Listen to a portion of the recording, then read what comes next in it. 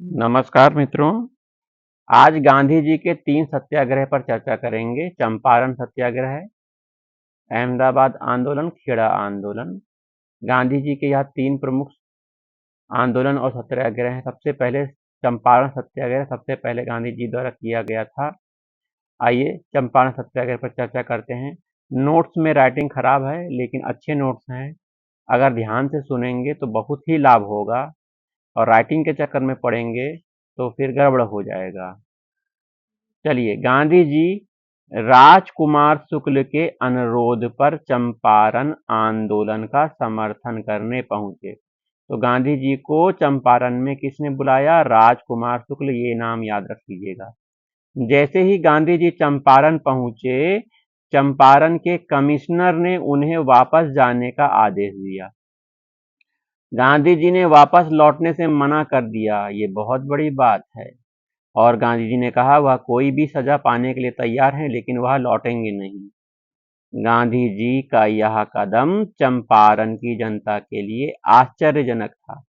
गांधी जी ने 1917 में चंपारण में अपना पहला सत्याग्रह चलाया।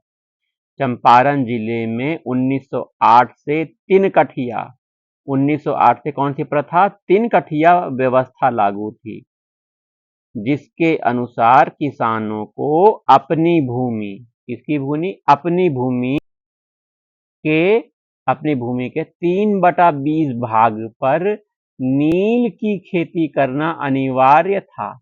नील की खेती करना अनिवार्य था। जब गांधी जी ने शांतिपूर्ण आंदोलन प्रारंभ किया, चंपारण में गांधी जी ने शांतिपूर्ण आंदोलन प्रारंभ किया, तब सरकार ने उन्हें गांव में जाने की अनुमति प्रदान कर दी। गांधी जी के प्रयासों को उस समय सफलता मिली, जब अवैध वसूली का 25% देना स्वीकार किया गया। सत्याग्रह, चंपारण सत्याग्रह की निम्न लोगों ने सहायता की और उनके अनुयायी बने।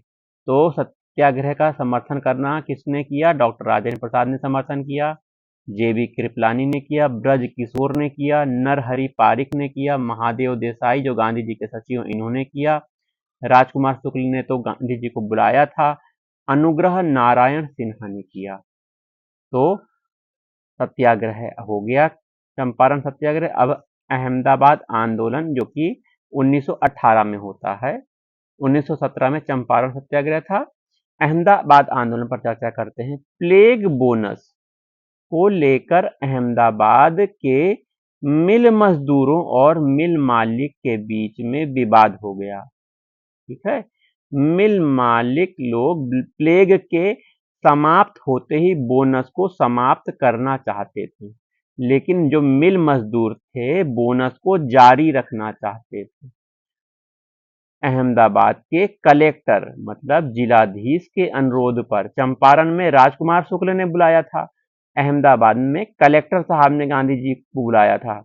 तो अहमदाबाद के कलेक्टर के अनुरोध पर गांधी जी इस विवाद को समाप्त करने के लिए बुलाए गए। मिल मालिकों ने 20% बोनस देने की घोषणा की और चेतावनी दी कि जो बोनस स्वीकार नहीं करेंगे उन्हें नौकरी से हटा दिया जाएगा। गांधी जी ने मजदूरों को 35% बोनस मांगने और हड़ताल करने को कहा। मिल मालिक अंबालाल साराभाई को की बहन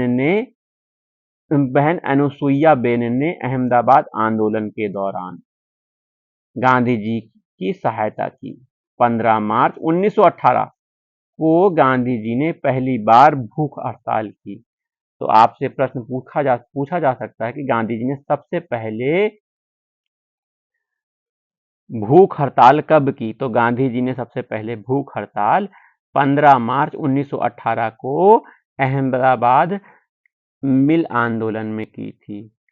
ठीक है, भूख हड़ताल का यह पहला प्रयोग था। भूख हड़ताल का मिल मालिकों पर प्रभाव पड़ा और 35% बोनस देने के लिए मिल मालिक तैयार हो गए।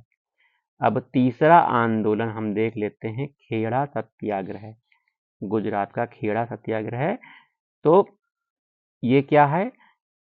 खराब मौसम के चलते खेड़ा की फसल प्रभावित हो गई। खराब मौसम था तो खेड़ा की फसल प्रभावित हुई, लेकिन सरकार ने अभी भी किसानों से बराबर लगान वसूल कर रही थी, है ना? तब खेड़ा के किसानों के अनुरोध पर यहाँ किसानों ने गांधी जी को बुलाया। गांधी जी खेड़ा गए। खेड़ा आंदोलन में गुजरात सभा ने महत्वपूर्ण भूमिका अदा की। गुजरात सभा ने महत्वपूर्ण भूमिका अधिकारी अदा की।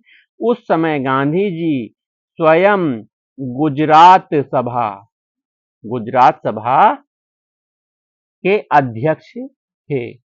गांधी जी ने नाड़िया नामक गांधी जी ने 22 मार्च 1918 में खेड़ा आंदोलन प्रारंभ किया, नाड़िया नामक स्थान पर, है ना? खेड़ा में वल्लभ भाई पटेल, इंदुलाल याग्निक गांधी जी के अनुयायी बन गए। परिणाम स्वरूप सरकार लगान कम करने के लिए सहमत भी हो गई। तो यह थे गांधी जी के 3 महत्वपूर्ण आंदोलन।